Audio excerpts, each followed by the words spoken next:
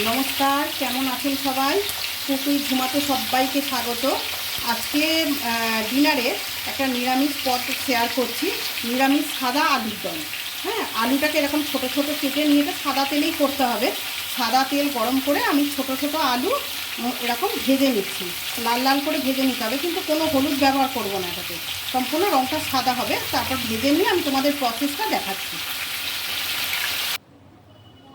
দেখো, আলুগুলো ভেজে তুলে রেখেছি। এবার কড়ায় আমি গোটা গরম মশলা,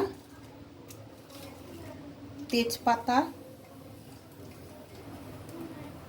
শুকনো লঙ্কা,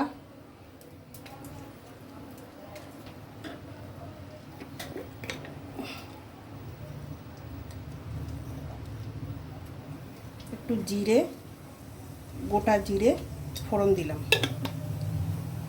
এবার মশলার মধ্যে আমি দেব, দেখো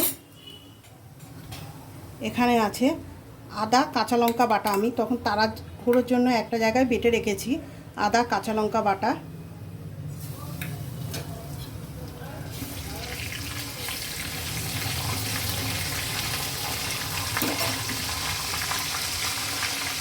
একটু নুন দিয়ে দিলাম, ছিটকাবে না যাতে।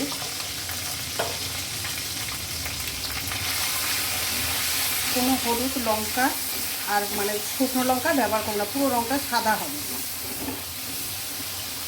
এইবার আমি এর মধ্যে দিয়েছি কাজু বাদাম, চারমগজ আর কাসুরি মেথি বাটা।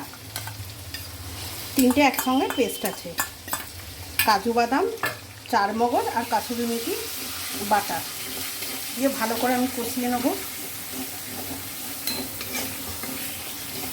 দেন এবার আমি আলুগুলোকে দিয়ে আবার কষাবো।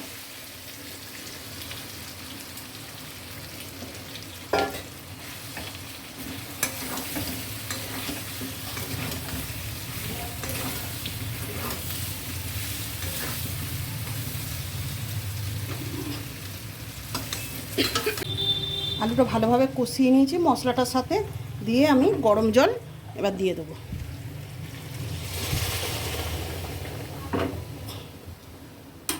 এবার আলুটা সিদ্ধ সিদ্ধ হয়ে এলে তোমাদের দেখাচ্ছি। চাপা দিয়ে দেবো আমি।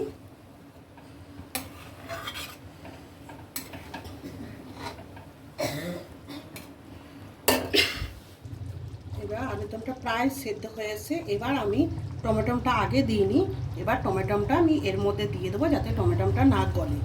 আর আমি দেব সামান্য চিনি, সামান্য চিনি দিলাম।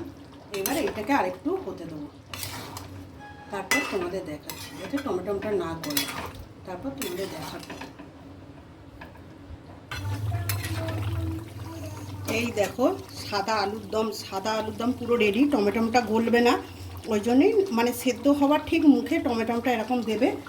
আর অপূর্ব অপূর্ব খেতে লাগে। তোমরা লুচি পরোটার সাথে খেয়ে একবার দেখবে। গরম মশলা দিলাম, তো তোমরা যে ঘি খাও ঘি দেবে। আমি ঘি যেহেতু আমার মা খায় না, আমি দেবো না। আর হচ্ছে কাসুরি মেথিটাকে আমি এরকম গুঁড়ো করে দিয়ে দেবো না আবার আগে। ব্যাস,